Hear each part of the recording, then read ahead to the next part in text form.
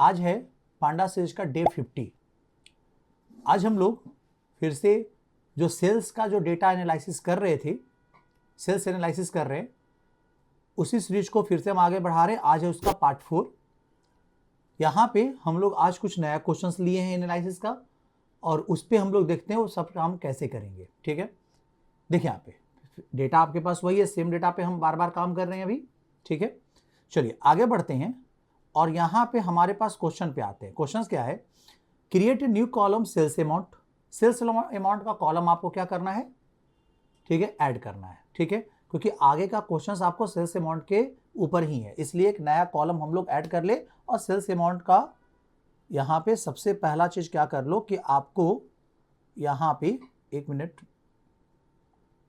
यहाँ पे आ जाओ, यहाँ पे एक मिनट, ठीक है, हाँ देखो यहाँ पे इस फाइल में demo.py में आ जाओ, और यहाँ पे हम लोग क्या कर लेते हैं, क्वेश्चंस को पहले कमेंट बना लो। ठीक है, यहाँ पे इस तरीका से। चलिए अब देखो यहाँ पे, तो सबसे पहले हम अपने डेटा फ्रेम में जो सेल्स का जो कॉलम है उसको ऐड कर लो। सबसे पहले हम ऊपर इंपोर्ट कर लेते हैं, यहाँ पे इंपोर्ट पांडाज एज पीडी। ठीक है, चलिए आ गया यहाँ पे।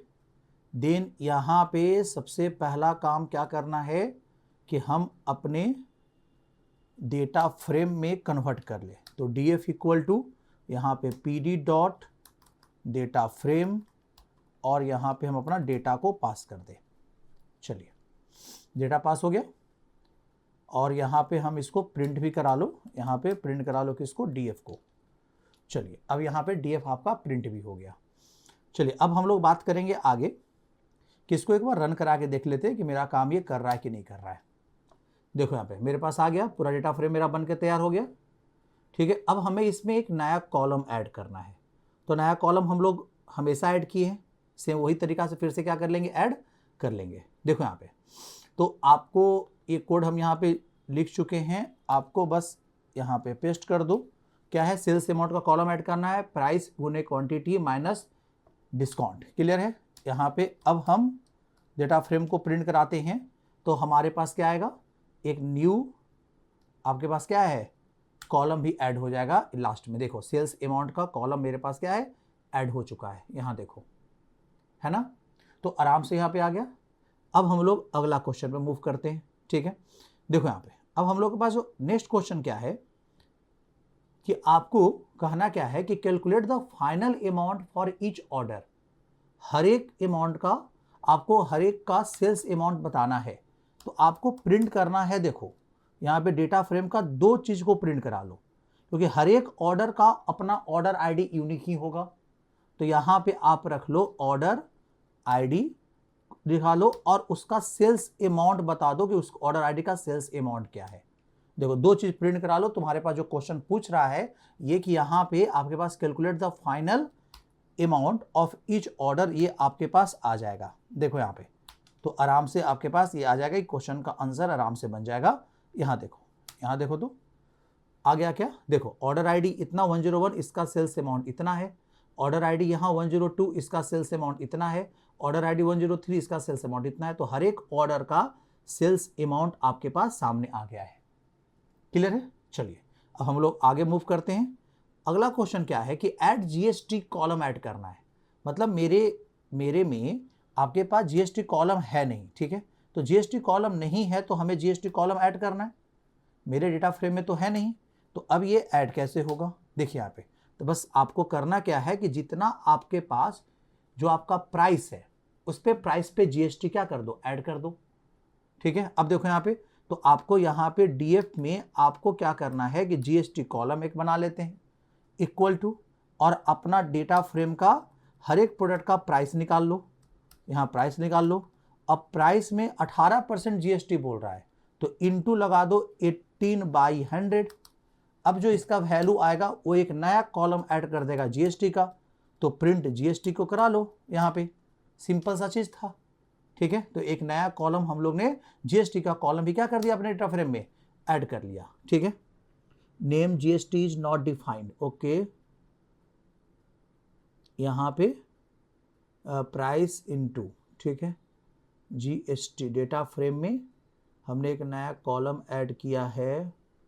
यहाँ पे प्राइस, एक मिनट मेरे पास प्राइस है, ठीक है, ऑर्डर आईडी सिटी, हाँ प्राइस है, प्राइस इंटू 18/100।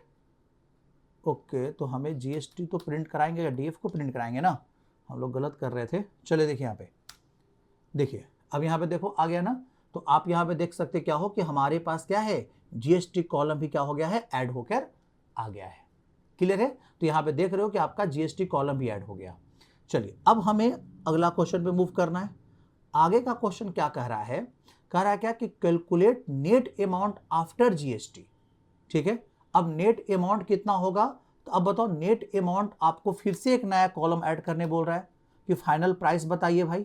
ठीक है, यहाँ पे तो यहाँ पे नेट अमाउंट बोल रहा है कि नेट अमाउंट, तो नेट अमाउंट का AMNT का एक कॉलम हम ऐड कर देते हैं कि GST का। अब देखो, तो अब यहाँ पे क्या करेंगे कि आपका जो प्रोडक्ट का प्राइस है वो लिखना पड़ेगा, तो वो निकाल लीजिए प्राइस कॉलम। ठीक है, अब प्लस जो आपका उसका हर एक प्राइस का GST तो आपने निकाला ही है, तो यहाँ पे आप GST वाला कॉलम भी अब साथ में जोड़ दीजिए और उसका नेट अमाउंट में डाल देगा ये। आप प्रिंट करा लो किसको, DF का क्या, यहाँ पे नेट अमाउंट को क्या करवा लो, प्रिंट करा लो। देखो यहाँ पे तो हमारे पास ये भी आ जाएगा।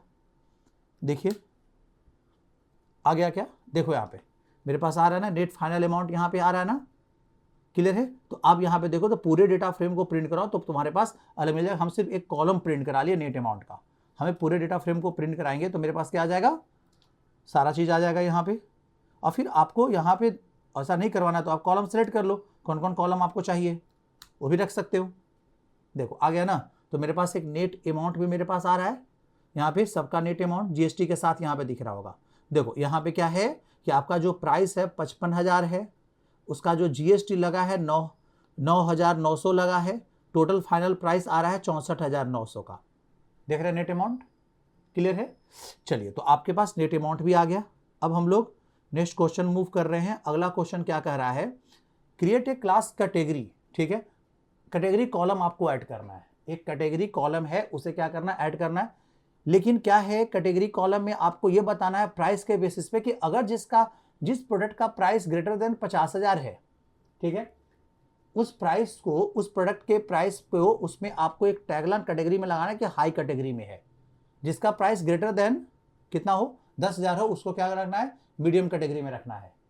अब बताओ यहाँ पे सिंपल सा सबसे पहला चीज हम लोग क्या करेंगे, जो देखो एक कैटेगरी कॉलम बनाना है। ठीक है, तो आपको कैटेगरी कॉलम किस बेसिस पे इस कैटेगरी को सिलेक्ट करेगा।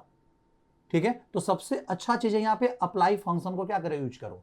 अप्लाई फंक्शन को एक फंक्शन बना के दे दो, कैटेगरी नाम का एक फंक्शन हम बना के क्या कर देते हैं, दे देते हैं। ठीक है, समझे? तो यहाँ पे हम एक फंक्शन बना लेंगे और यहाँ पे फंक्शन में हम अपना डेटा मान लो एक सम पास कर लेते हैं। ठीक है, अब यहाँ पे कंडीशन लगा देते हैं, अगर x का जो वैल्यू है ग्रेटर देन इक्वल टू 50,000 है।